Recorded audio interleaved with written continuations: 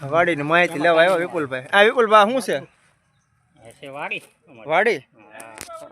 ઓલું બધું ઉપર છે શું કહેવાય? તાળીઓ એમ ને. ત્યાં ભગાલાલ શું છે? તાળી. ઓલી તાળી પીવાના આવે એ? હા તારી ના. આ ભાઈ બંધ મળી ગયા છે અને આ ભાઈ વતન મળી ગયા. શું નામ તમારું ભાઈ? કેવલભાઈ. હા ભગાલાલ કાંઈક બતાવ. શું કહો ભગાલાલ? ખાટો મીઠું બોર જેવું ખાવાની બહુ મજા આવે. હા આ ફળ આવે ખાટું મીઠું આવે બોર જેવું હોય એમ અને ખાટું મીઠું જેવું લાગે એમ. બહુ સ્વાદ સારો આવે. સ્વાદ બહાર ખેતીની આ ભાઈ અને આ ભાઈ છે ખેતી કરે છે ને બહુ જાણકારી છે. અમને તો કઈ જાણકારી હોય ને કેમ કે આપણે કઈ ખેતી કરતા નથી.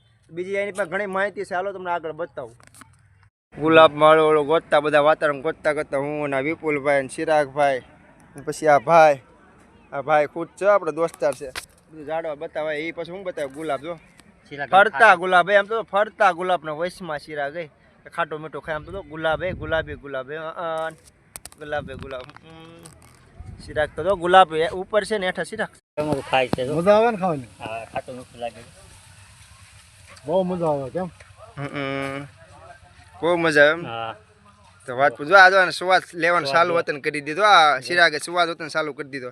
કેમ કે એને ખબર હોય ને કઈ વસ્તુ ખવાય શું કરે. તો હાથમાં ભરી વતન લીધા. હે ભગાલાલ?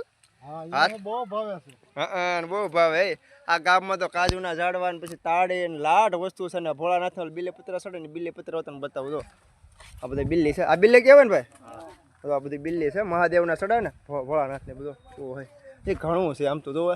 હાલો પછી આગળ બતાવો તમને. હાલો બાપા સીતારામ. આ ભાઈ ખુદ છે આપણે દોસ્તાર છે. બધું ઝાડવા બતાવાય એ પછી હું બતાવું. હાલો તમને એક વસ્તુ બતાવું. ઝાડવું છે કાજુનું. આપણે કાજુ આવે ને કાજુ વરી સાથે ના આવે ને એ ઝાડવું અહીંયા આ ગામમાં વતન છે. કઈ જગ્યા છે વિપુલભાઈ ભગાલાલ? નાના જીંજુડા. હે નાના જીંજુડા. હા આ કાજુનું ઝાડવું. આ કાજુનું ઝાડવું છે નાના જીંજુડામાં બેન. રણિયામું ગામ નાનું છે પણ રણિયામું ગામ છે. ગામ છે નાનું છે નાના જીંજુડા. બીજું બોલો.